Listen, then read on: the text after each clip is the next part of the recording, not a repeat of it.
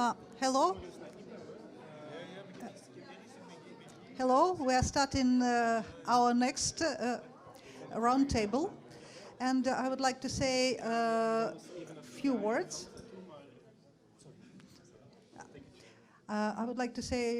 This is a special event, Laser Talk Brussels, but that going during the weekend of the Cookery in iMAL. And today we are streaming Roundtable, and the subject, and this is gathering the project Reality in Transition. So I would like to give already microphone to Lucia Garcia. She is the director of iMAL, and also she is a part of this organization of this project. So please and enjoy our conversation. Thank you, Alexandra. I will briefly give you some context because we've been mentioning realities in transition, which sounds really well. But Realities in Transition, in fact, is the name of a European project in which 7 different organizations are partaking. This is a transnational cooperation project for those of you that apply for the Creative Europe projects. So you know this is an intermediary scale project in which we have a leader, and the leader is Second Nature. We don't have them here right now because they just came out. There you are, or wherever. But yeah, so Second Nature is the leader, but then we have other organizations like Dark Euphoria, Maggie is here, Left Festival, Cristina de Silva, and we have V2, Sita is moderating for us this roundtable, and I'm missing our friends from Ars Electronica. I think Vanessa is somewhere around, and then that's it. Then iMAL and Container. Sorry, my friends. Sorry, Anna. Sorry, Teresa. Yeah, when you always have to repeat all those names, it just gets confusing, you know. Then you do these long applications and then you just don't know where you are anymore. But okay, so Realities in Transition is this 3-year project in which we intend to create a community around XR and the social and cultural issues that arises from the use of these technologies, and we really want to put or make at the end of the project a manifesto that comes with a very strong artistic approach.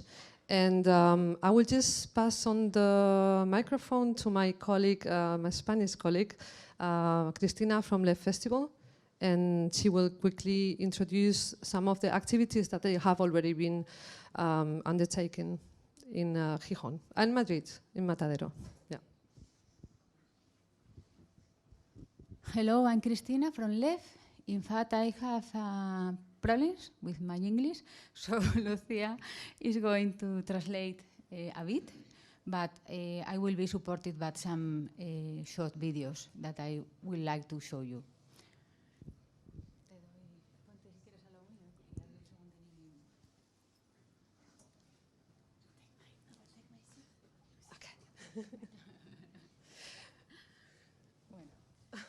La idea sería mostrar una de las primeras actividades que se hizo en RID. So one of the first activities that took place in this project actually happened in Madrid, at Matadero. I'm translating something that you haven't even said yet. Yes. Thank you. It's an XR project, you know. Es la inteligencia artificial. No. Es una exposición que trata sobre el metaverso, que es ahora mismo una palabra que creo que es ambigua, ¿no? Porque es una palabra que se está usando mucho y que realmente ni yo misma, ¿no? ni creo que la mayoría de la gente tiene claro realmente lo que puede llegar a significar. So the exhibition tackles the concept of metaverse as an ambiguous concept, because in fact we don't really know what we're talking about. Pero sí que tengo claro lo que no significa. Y lo que no significa es que exista un único metaverso, sino que creo que pueden existir muchísimos metaversos. Y para nosotros, desde luego, la manera en que lo hemos concebido en la exposición es que los metaversos son a día de hoy un espacio de creación y de resiliencia.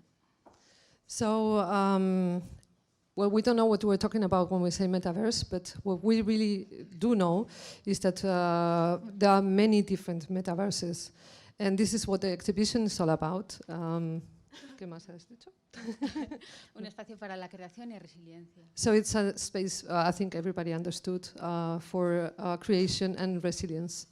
Sí, nada que ver con el comercio, ¿no? And nothing to do with, commercial, yeah.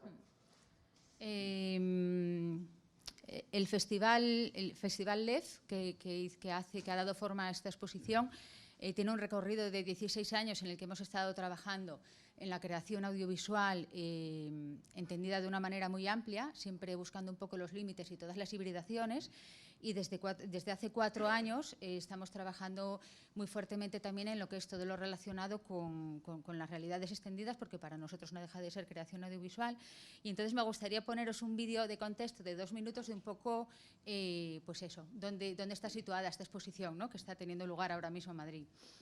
So for those of you that don't know about LEF Festival started 16 years ago.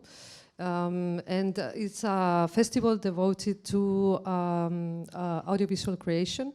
And since 4 years now, they've been also, as part of this audiovisual creation context, they've been exploring extended realities. And Christina is going to show some excerpts of the activities that they've been doing in this framework.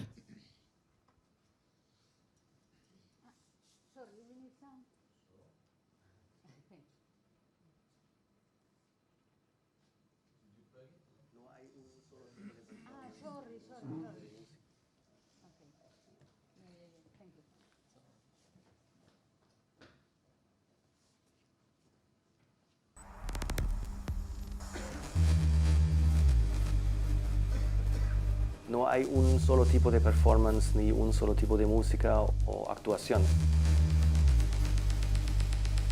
In a festival like this, I think what connects all of the things is the audiovisual aspect.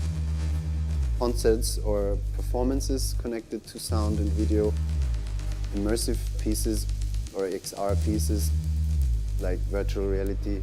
Creo que hay como formatos que explotan y salen del metaverso. You can create a living virtual environment for people to visit, and it can be transformed. Artists using video game as a format to do so many experiments. Como la excitación que uno tiene cuando empieza a hacer algo nuevo.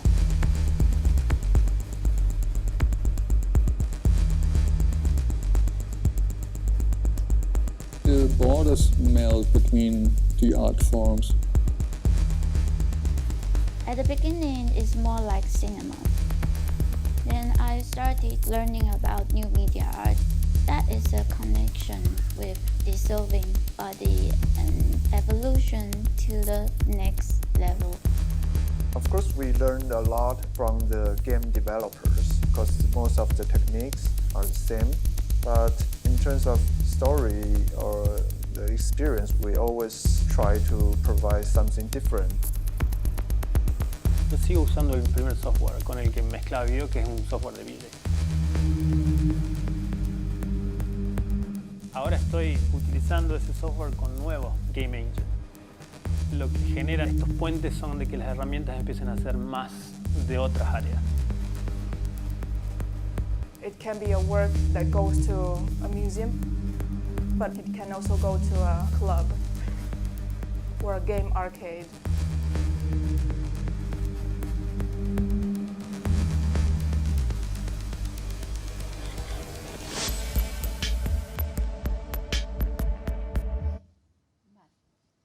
Pues una parte de los artistas que estamos viendo en este vídeo ahora mismo son artistas que de hecho iban a participar en la edición del LEF en 2020 cuando llegó el COVID Y entonces ese año tomamos la decisión de formar un metaverso y que de alguna manera todos ellos pudieran participar con sus piezas, incluyéndolas, ¿no?, en este metaverso. Y ese fue el primer acercamiento que tuvimos realmente. La verdad es que nos pegamos un curro de 5 meses en los que estuvimos prácticamente sin dormir. Y a partir de ahí, entonces, y estos artistas han vuelto ahora en el 2023 a poder participar en real life, ¿no? Pero bueno, a lo que le doy importancia de todo esto es que de alguna manera la exposición Metaversos, Realidades en Transición, que bebe, ¿no?, del nombre de la red de la que participamos, lo que se buscó fue buscar proyectos que habían intentado dar solución, ¿no?, al contexto del COVID, y de alguna manera proyectos que buscaron alternativas para poder relacionarse, para poder seguir creando y para poder, pues eso, buscar alternativas a lo que estaba sucediendo. So the artists partaking at the exhibition, most of them were artists that were meant to participate at the real-life edition of LEF Festival in 2020, but COVID arrived, and therefore they had to work intensely for 5-6 months with no sleep at all to try to make it happen no matter what. And afterwards they have finally invited them to participate in real life in this exhibition. And yeah, also they, Christina was mentioning that for them it's also interesting to ask the artists to explore the idea of how they, at that moment of COVID, they could extend their abilities as artists to actually approach situations as the one that we were immersed because of the sanitary crisis. Y nada, entonces de ahí surgió la idea de trabajar con todos estos artistas para hacer esta exposición que muestra, ¿no?, algunos metaversos que ya pues han finalizado, ¿no?, y que tuvimos que volver de alguna manera a subir a los servidores, y otros que están en activo. Os voy a poner ahora sí que un vídeo muy breve sobre la exposición, y de alguna manera todas estas actividades, la exposición, todas las actividades paralelas, la convocatoria que hubo ahora de residencias artísticas, toda esta información relacionada con RID, pues de alguna manera la podréis seguir siguiendo en el futuro en la web de la red. So, some of the metaverses that were created by the artists have finished, but some of them are still alive, from what I understood. And she's going to show an excerpt of these metaverses. And if you want to follow up on some of them, you can still do it through the website of the Realities in Transition project.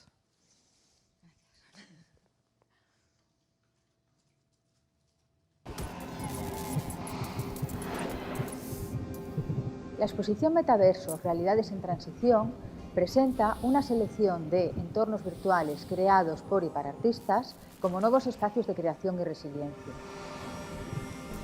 Se trata de una visión alternativa y esperanzadora frente a la ambición de las grandes compañías de colonizar estos territorios para el consumo. El término metaverso se acuñó en la novela de ciencia ficción Snow Crash de Neil Stephenson en 1992 como una palabra para describir el ciberespacio del futuro.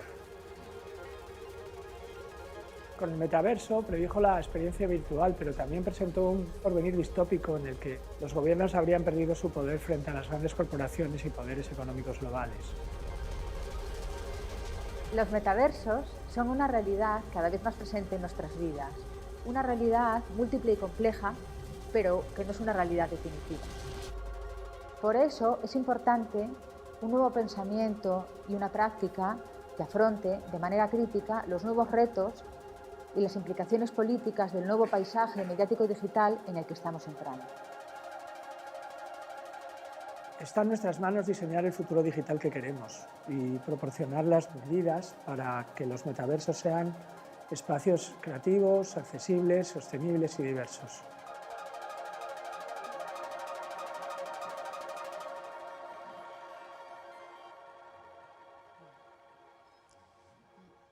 Thank you so much.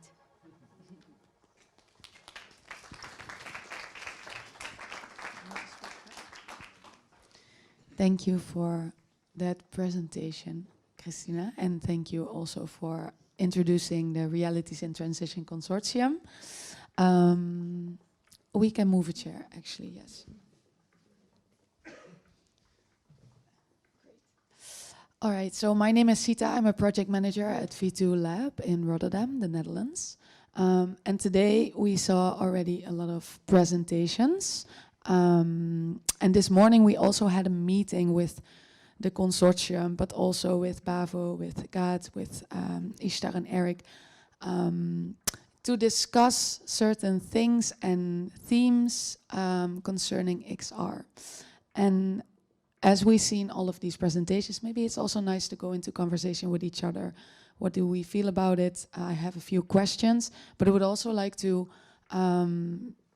allow space for the audience. If you have any questions that today you really felt like you wanted to address and maybe there was no time for that, then this is really a conversation. So I'm not going to ask you to wait and hold your questions until the end of this. If there's a question that's popping up for you, just show me your hand, I'll give you the mic and you'll be able to, to discuss this with us.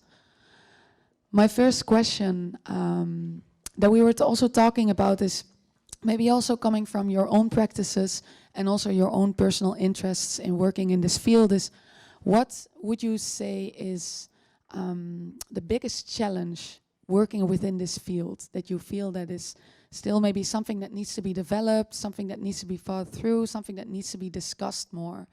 And I'm curious to hear from you, whoever feels that wants to contribute, what that is for you. And maybe we can have a conversation about it. And you can grab the mic that's on the table. I think like most people who work with art and technology, you have an idea of where you want to go, and then you kind of have to start making compromises almost immediately because it's technically or logistically or something not possible. Then this creates like a creative phase, which is nice, but there's always a distance between what you dream of and what you can do, which is typical for this type of art, I think. So for me, that's the biggest barrier. Yeah, if you want to respond, you can, or I can give you my mic.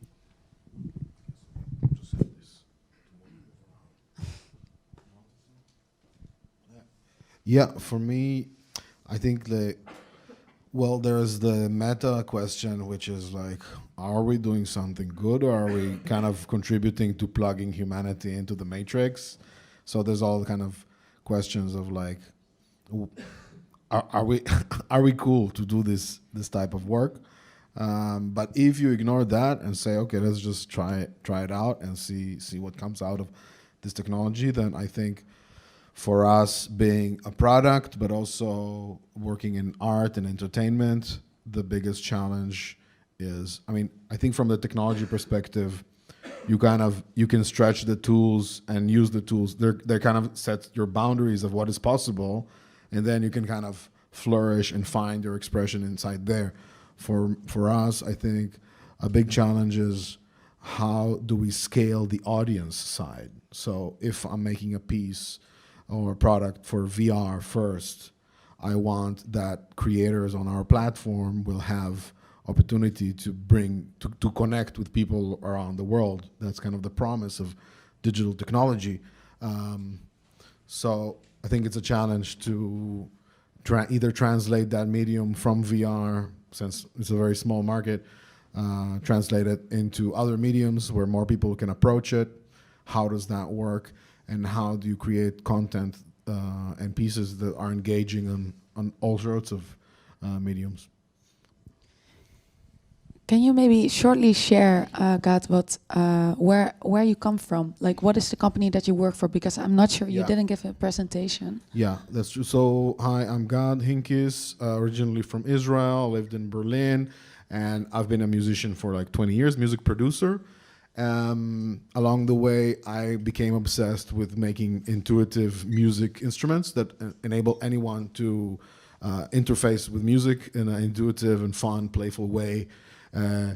I share a lot of sentiment with some colleagues here about getting people to play together and kind of inspire each other. And with Patch XR, the company I'm now leading content and the product side. We are not from the research and not from academy or art. We're a product, but the product is built to empower creatives to create, build metaverses, immersive music and worlds, interactive, anything from a show to a game to building an instrument in VR. So we see VR as a huge opportunity to empower creativity in completely new ways, and we want to kind of lower the bar of entry so you don't need to learn Unity or coding to be a technology artist and find these new frontiers. So we have an app on the Quest store, and yeah, and you can basically create your own little games or music experiences. Yeah, so my approach would be, I think there's a need that we could take possession of it. So we are dependent, of course, for technology, formats, platforms, all these kind of things of other structures. And the very fact that we are talking now about the metaverse is, of course, because Meta launched the idea of the metaverse, which is older than Meta, and we didn't need that, in fact. And there's enough creativity in the art world to create our own platforms and to try to go where the medium should lead us, and not directed towards, and you can entertain, and you can fitness, and you can do this. And that's of course the business model behind, which has all rights and is maybe necessary. But we have always to wait until something is to be provided, and there is no need for that. There's no need. And so in a way, the art should be able to take possession of it, like in the early days of the internet, to go free and to develop a metaverse-like thing the way we think it should be. I think this sounds very like, yeah, free, of course, but it is possible, and it's already possible for a long time. It's in fact, it's amazing that we had to wait until now for many aspects. And there is enough creativity, but of course you need the means to do it. So you need a platform to develop it. And of course, at the other side, how do you sell your work? How do you live from it? It's all related, but we don't need to wait for these formatted answers that we're getting now. I do not want to be negative that it is there, but but what do you mean not to wait? You not to wait for what? For like more people to have access to a headset, or what do you mean by? Well, there is enough possibilities of have worlds where you can walk along a whole building, mix with other worlds and other sites and things like that. It is possible technically to do it. Experimentally, you can do it. I mean, metaverse-like ideas which are already there for a while, and what can you do with it? And if you do something in it, what is so special about it? Is it only the fact that we can meet, or is something happening? So I gave the history of Crew in the talk a few hours ago, because at the beginning we were forced to think about what is this thing doing to you, and not simply by I'm looking now around in an image. Now, what does it do to you? What kind of things come out of it? So I'm sure that working online in embodied at several places at the same time, at the same moment, and all these things, something will come out that is not what is being proposed now from a logical point of view. You can fitness, you can do this, you can do all these kind of things, and we should go after that kind of things, and we should take possession of it for that. So for me, because I think everything that what you say now, it's really, I mean, like not even understandable for so many people. I think what we are interested in, and one of the challenge we have, is kind of finding how we can also get out of XR and bring XR in spaces where it's not yet, like in physical spaces, and how we can also use XR just as a brick of a lot of different stuff, and how we can create transdisciplinary projects that build on XR, but not only. and for example, how XR could be a tool for example, choreographer or performers who would love to just renew their relationship to their audience, or renew how the stage is perceived, or so yes, I would say as a, sorry, I didn't introduce, I'm a producer, and we work a lot with artists not coming from the field of XR, and I just want to try new stuff regarding audience, regarding interaction and stuff. And this is a bit what we are trying to do, like put XR a bit out of the device or out of the online space. But this is our interest. No, it's remarkable that, for example, for people who are used to VR and everything, it has been existing for a very long time. It just changed its name. For us, it changed all the time, spatial computing, whatever. And it's kind of the same. But what can be very frustrating, and I think that was what Eric was referring to as well, is like, for example, we could come with the same concepts 1 year ago. We could come to people and say, guys, we know what we have something amazing. We're going to do it. You're going to see if we do it, it's going to blow everybody's mind.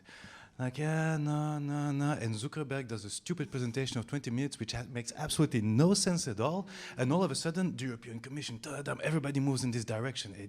And it's so frustrating, because we can show where to go in many ways from the arts and research and everything. And we need to wait for some kind of mogul to say, okay, now we can go there.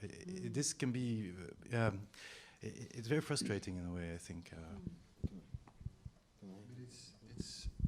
Thank you for translating. Yeah, I'm not. Yeah, thank you. Really. No. Can I answer to that? Because like, he created a device that costs less than an iPhone, that people can experience all of this, potentially all of the creativity that is going into this field. And he brought it, I mean, only after he bought it, then the price managed to be low. We don't know if how it would have come out, a standalone device that anyone can... I'll try to be more precise. So we are in several research projects. This is mostly with engineers. And engineers think in a, let's say, mechanical way. So they have a goal, there's a thing to develop, and then there is marketing people in the background who, this is what we need to develop. What? No, sorry. Yeah. So in a rational way, you develop until what you need. That way we'll never have a good type of medium. Never. What way we won't have a good type of medium? If you develop all these kind of things in rational terms, what do we need? What do people need? What is the demand for? What would make sense to? So then you will have a kind of a medium that answers that. If you really want to search what is the nature of this thing, what does this produce that before we did not have, then you should work in arts. And then you should go in the arts after it with no agenda, and just by working and doing things, and that's what I mean. So you're saying that if by the nature of building something that people want, that's not, that you don't get to the essence of what is possible? Well,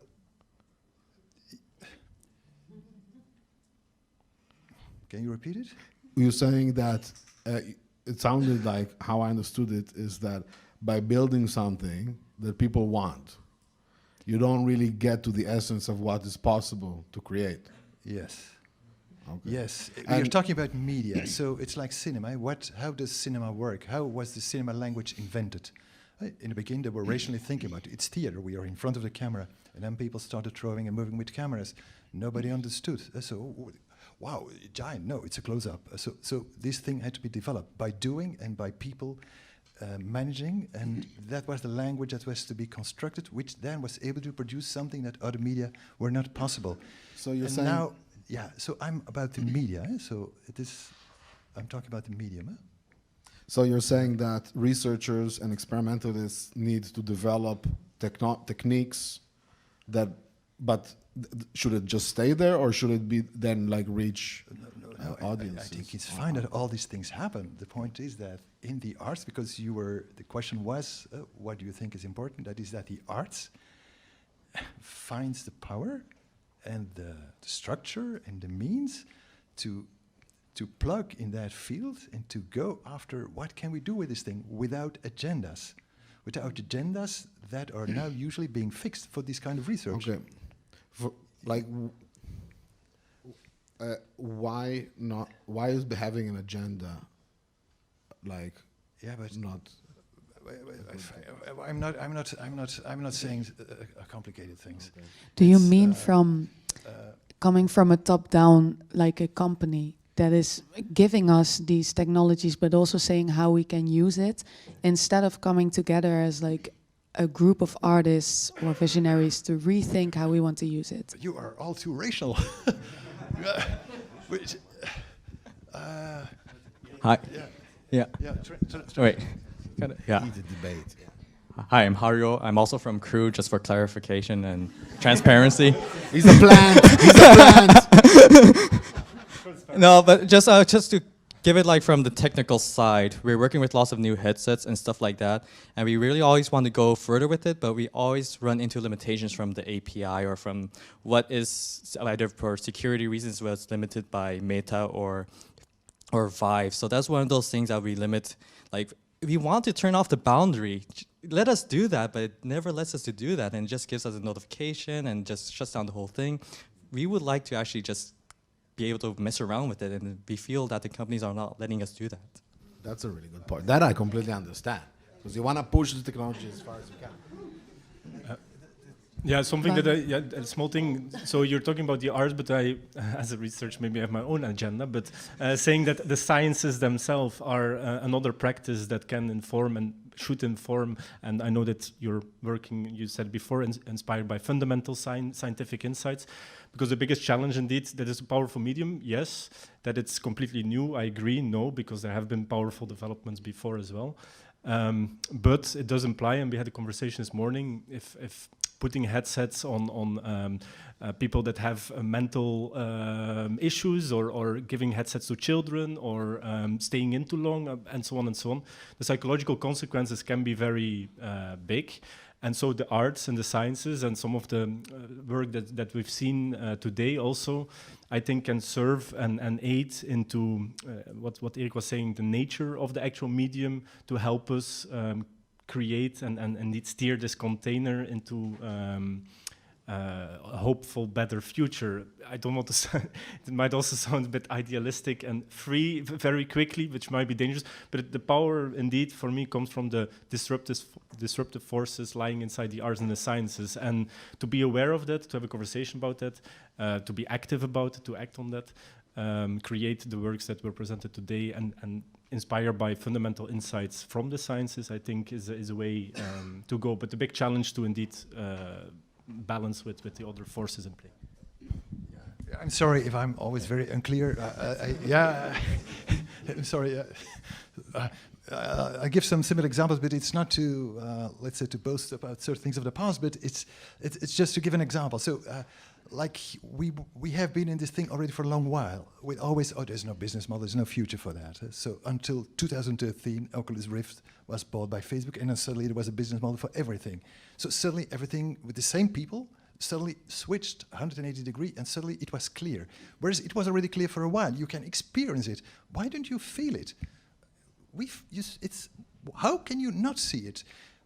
The thing was, you need to move in this space. You need to move. It's essential. Well, no, but it took a long time before finally they started providing things we were moving. We knew it for a long time. Not only we, I'm sure many people know if you use this equipment, this make it work. There are many other things that we feel now, this is what works. That is, in the arts, that is how we work. But so that's what I mean with agendas. But if you say, okay, we need to have therapies for this and that, then you end up in different strategies. So we should be able to do this kind of research instead of waiting for tools with limited potential that are not serving what we can in fact do with it. That's what I mean with, I hope I'm kind of... But I have a question. You think it's because of technological or, this kind of limitations, that is why not so much people are experimenting and enjoying and going in this metaverse or XR stuff? This is my question. I think what's important, so yes, a part of it is technological, but a part of it, and I see that you're very enthusiastic about it, but the part of it is that they want to create a platform. And this is a platform, and on this platform we're going to create all kinds of solutions for all kinds of problems.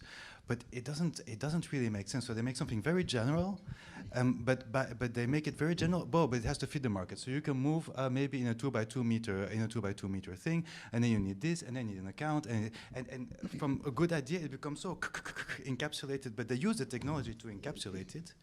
And the thing is, then you get something. I personally know nobody who's truly enthusiastic about consumer VR. Maybe you, I don't know, but like I don't find it a very creative space. I think the games are boring. It's kind of cool for training in industry, but otherwise, it's not fulfilling on its potential at all. Like I agree. I actually agree, and I think that it's embarrassing how much there's not enough creative and quality content on these platforms. Hopefully I would let you show you what we're doing, so maybe that would hopefully you would get excited about what we're trying to do in this space. But I think that this, where the conversation started from is scalability, not necessarily on the marketing side of things. I think that's the big question, because if there wasn't this platform, how do we reach? Even with this platform, it's not enough, right? So that's exactly it. Because but the work that you do, you take for granted the fact that you want to reach as many people as possible. I have no intention of reaching as many people as possible. Already, this way of thinking, for me, from an artistic point of view, you're kind of doing it wrong. Like, how can I make something which is interesting for everybody? I think it's impossible. I don't even want to start. But you start from a generic, from this idea that you can generalize the concept, and I think this is the exact reason why there's so little content, because you're not really, like for example, Meta is now investing in production studios to make content, and they decided which are the codes that have to be used, which are the codes from cinema and all these type of things. But there's nobody really thinking, it seems, about what you really should be presenting on these type of things, which is very strange. I think it's very easy to say when you're well funded, but if you're an artist and you're trying to make an audience and trying to build your career, trying to make a living with your art, you really are thinking about reaching people. You are thinking about selling tickets, thinking about... No, but you can sell tickets, but I completely understand, and I respect everybody who tries to make a living. This is not the issue at all.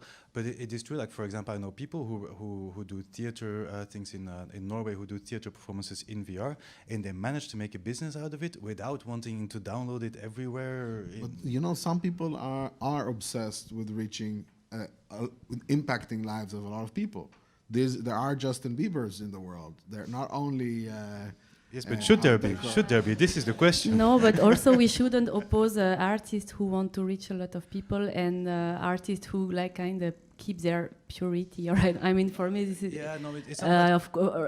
luckily there is a in between, and you can also want to reach a lot of people with your own artistic, independent, and quality vision and works. So we shouldn't go in this. I completely agree. It should not be snobbish, but it should.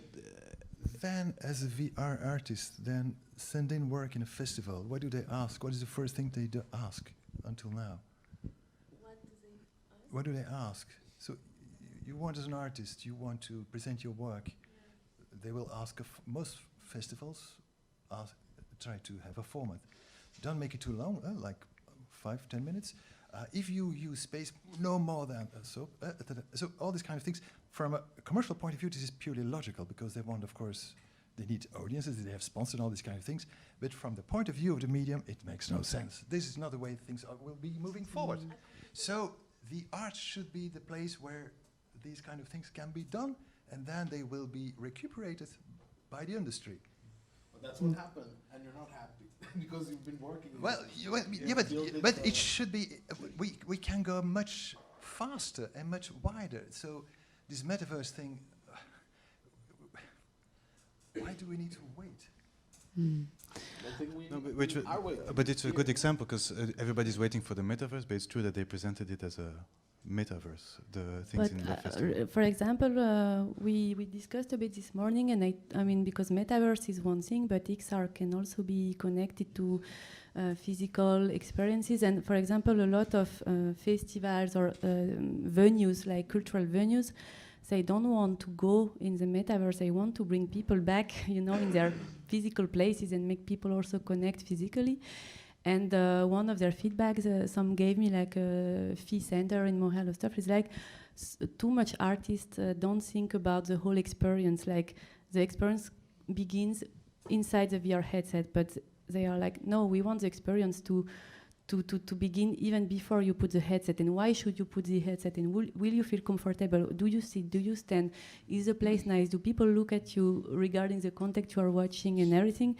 And I think it's, we also talked a lot about, is your body or embodiment is disappearing or not when you are in a virtual space? And actually, I mean, scientifically doesn't, I guess. So this is something that also has to be taken in account, I guess, when we talk about metaverse, or at least that I think people who run art places think a lot about. Yeah. Before we move on, I'm also a bit conscious of the time, and I have another question. But first, is there maybe someone in the audience that has a challenge for themselves that they feel that they want to share? Yeah. Hello. As an artist, making my own interactive experiences, working with installations, working with fully digital works, but also sometimes as a curator or organizer, I struggle a lot with educating my audience on either how to experience my work or how to experience works of others. And I'm just wondering, sometimes as an artist, what is my role in how should I teach my audience to experience my work? Or how is my role to the curators or organizers, and how much agency or what do I have in there? And I'm just wondering about all of you's experience, because like Crew has worked with interactive experiences in a theater context since 1995. Do you feel like maybe the audience has already learned a lot, or and maybe now with the new resurgence of VR and Meta, if maybe the audience is maybe now more aware or knowledgeable about how to experience?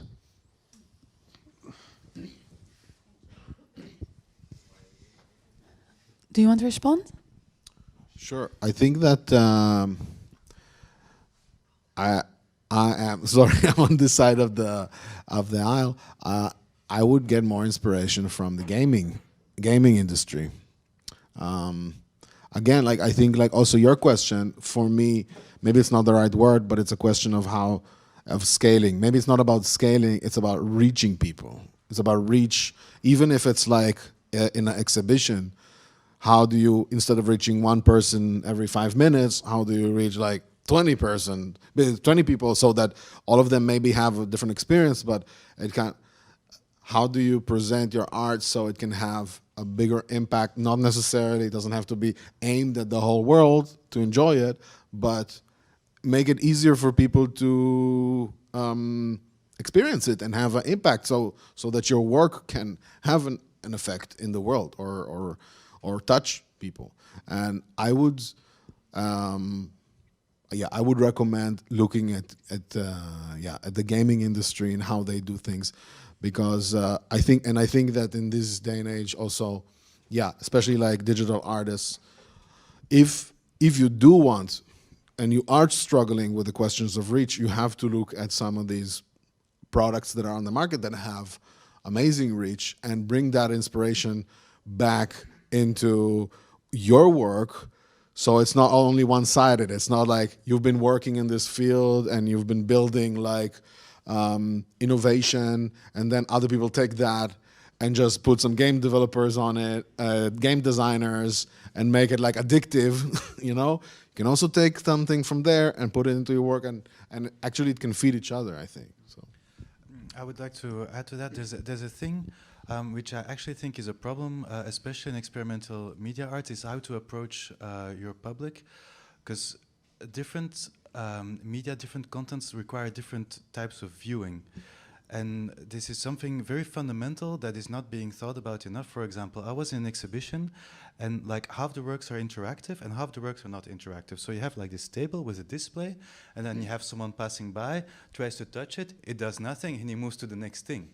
But it's normal because he's expecting everything to do something. And if it doesn't do anything, then he's not in the right state of mind to do this.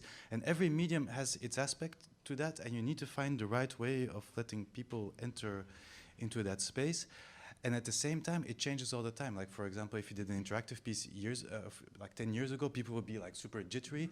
But also, for example, they would believe certain things that now, if you show it to people, you cannot cheat them in the same way anymore because they have a lot more experience with media. So you need to constantly negotiate how are you going to approach people.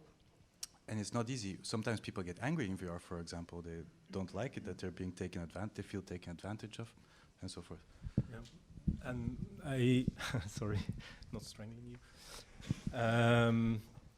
The educating part, I don't know if education is the right word, but I see the challenge as well, because I can imagine that this medium offers so many different realizations in the actual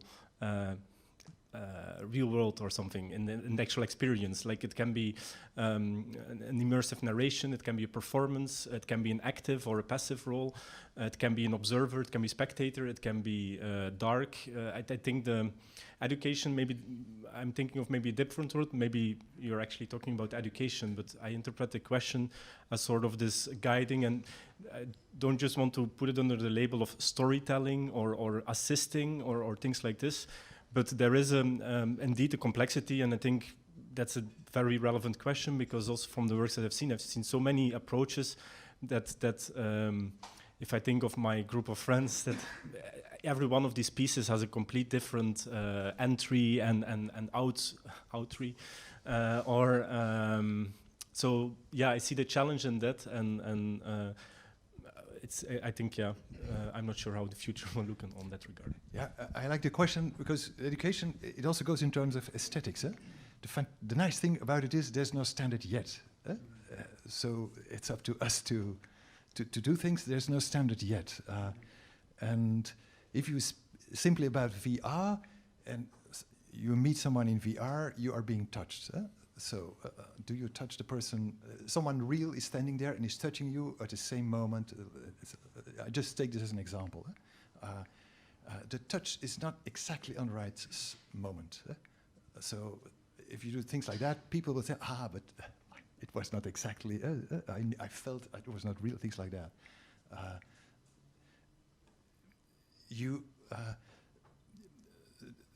You're moving, and the movement is, when you stop a bit, there's an inertia, it still continues. So it's not really these kind of things. So you can look upon this as shortcomings, and you can also look into it, this is the aesthetics. So time is becoming elastic and things like that. And in your head, you have the possibilities, you go from here to there. And so how do you come to see it like that? That's a big step. So instead of the, I got it, no, you need another way to move inside of these things. How do you educate towards that? That's not an easy thing. I like the switch from education towards aesthetics, because education and aesthetic, I think it's something that emerges and evolves over time. It's how we judge. Is it good? Is it not good? Is it worth? Is it meaningful? So it has a lot to do with this. And there's a language which is still being made. I have a very tangible example that we discussed yesterday in our workshop there. It's an artist who was talking about it's a kind of immersive theater. So it takes 20 people. They put like this kind of special space outfits, and they have to solve an enigma or something all together. And at one point there is so they have headsets. It's audio piece, and they walk a bit in a wild space, like can be, I don't know, a big school or something. So it's a big. But at one point they have to be all together because the actor will perform and give them some clues. So the artist is also interactive designer, and he talked to us about flowchart, which is this kind of design thing that you cannot expect the audience to do what you expect them to do, so you have to think about all possibilities, like what if he doesn't, I don't know, swipe, what if he doesn't see this way.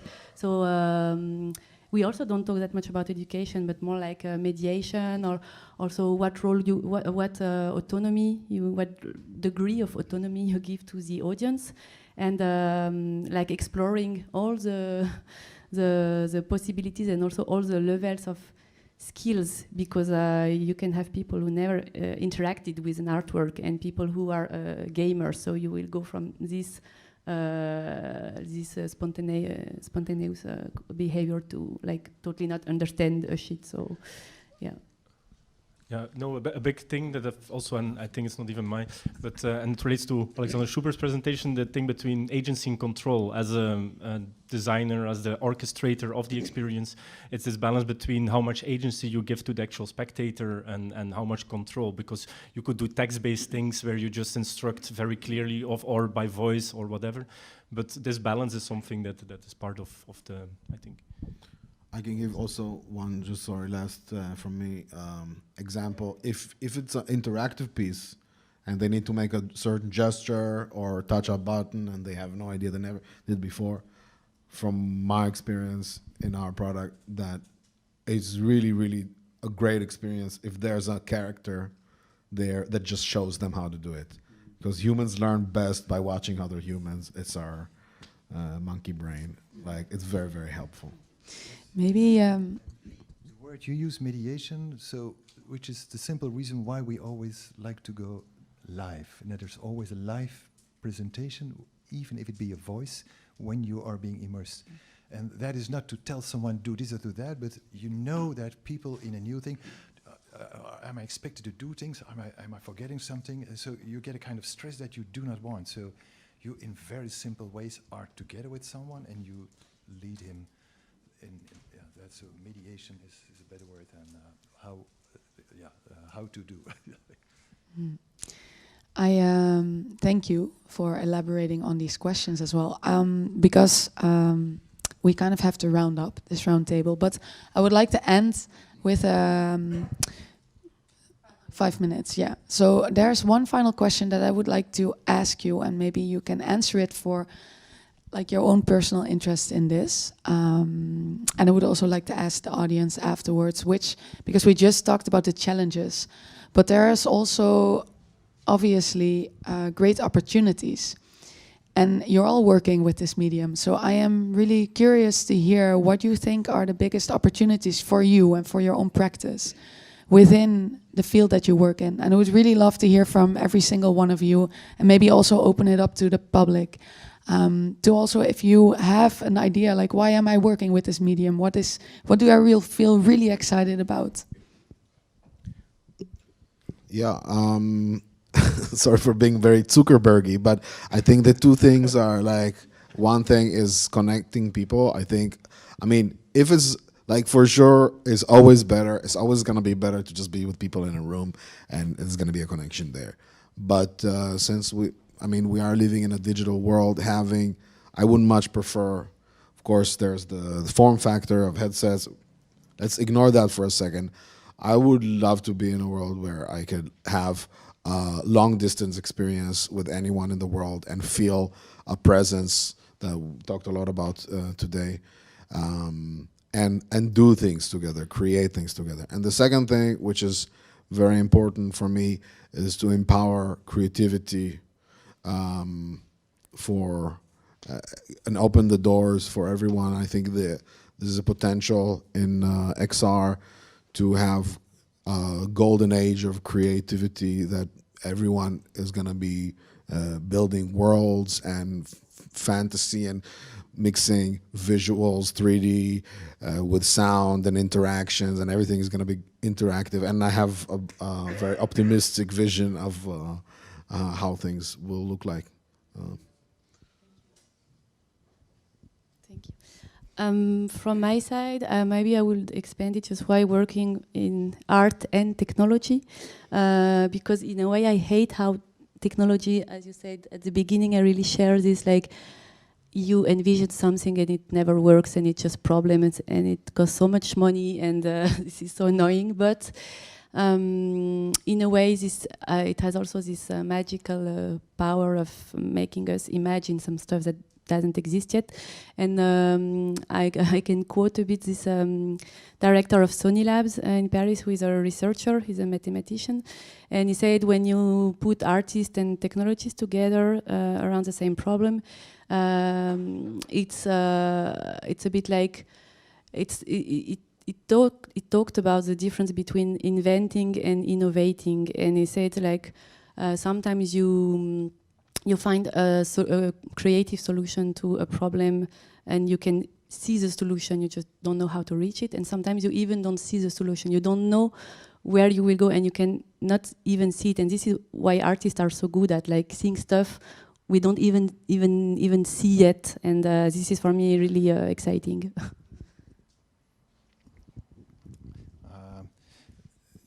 Yeah, there are many things you could mention. Of course, being inside of something and working from inside. I was drawing before, and then being inside of the work, and of course was the first idea. And there are many things that I could name, but the things which happened in the process, and that are so deep in the are the drive towards the future. So we had moments of excess, I would say, with this medium, where it's impossible to describe what happened. And so, can we do this again? Can we organize this? Can this lead to something? The answer is probably no. But yeah, that is. Yeah, this medium can produce something really very deep, and intimacy has to do with it. It's usually not alone. It's usually in doing something with someone else, and then you have a strange, you are in each other's, well, it sounds cheap, like being in each other's body or something like that, but it's something that is happening exactly now and exactly not now. So these kind of things, which are, yeah, you can't, yeah, anyway, so that is drive. Yeah, for me it's more like I find it kind of enticing that it's kind of a fascist medium in a way, because you can really like get total control of people's perception, and it just gives you the opportunity to create a very, very strong experiences, which is really, I used to do things immersive with lights and everything, and I really think that this way that you have of like creating this not really believable, almost like lucid dreaming state in this thing where you can influence people in a very deep way. Like you can get over the rational. I'm a very rational person, but I find it super cool that you can like you can get behind the rational and can get in like, yeah, influence people in kind of. You have to be very kind of ethical about it, but it had a lot of potential in this way that I don't see with other media, and the entire area is still to be discovered. So like, yeah, that's super cool, I think. Yeah, also big question or many answers, but for me it's the drive for curiosity that this medium sort of allows, and I mentioned it during the presentation as virtual reality as the metaphor for conscious experience, or the best technological metaphor we currently have. So it being quite incredible tool to lead us on this path towards fundamental insights into how our conscious experience arises and is also shared, like the social aspect, the social spaces that are created, generated, and disentangled through that medium, or can be disentangled, are something I'm curious about. Thank you for sharing. Is there someone in the audience that would like to share what you think is most exciting? Yeah. Hi, my name is Jorge. I come from the dance background, so 20 years. And the last 5 years, I started working with technology. Something that I have found, like as a challenge, was that there was the need to do a praxis, and basically to getting better to not know what to do with the technology. So then I move away, and then going back to the content conversation that you guys were having, or technology of the tools, and it was again I found that it's important to underline and give spaces, frameworks with you don't have to know what to do, especially with these tools that they are created with certain purpose. Yeah, with technology. And although in my practice in a big overview, that's what I try to promote or try to practice, an ontological practice within the machine, then it's back and forth, and then I'm constantly just in this process. I completely agree with what you were saying at the end, like now I have a case of use, but I'm trying to go into VR because allow me to delayer and go into more concrete framework. But it's still, as a big umbrella, I think we should try to find frameworks or like ecologies where we can support not knowing what to do and being more comfortable with not knowing what to do, or content. Is there someone else who would like to close? Really big question. Yeah. I don't know. I think I'm not I'm not an artist. I'm not a producer. So I think I'm the public. You're the public. Nice. Let him speak. And let him speak. In that context, I want to say I'm a bit surprised. It's sometimes a bit like listening to Picasso talking about the quality of brushes and how he attracts people to a museum. I hope, and I think that really is the opportunity, because it's a very beautiful, powerful medium. I hope the discussions will be on the quality of light and the feeling you can express with these kind of medium, and how you can use art as something that can guide us in directions that the commercial world can't. Because that's, I think, what the public expects. That's a beautiful ending, thank you.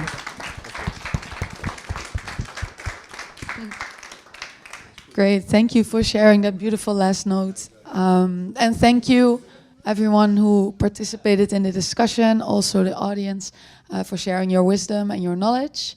For now, this program is closing, but Lucia, do you want to say something about the next thing? Just 8 o'clock, Mark Bell will be performing, and now we better get out because he needs to do the sound proof. All right, thank you everyone.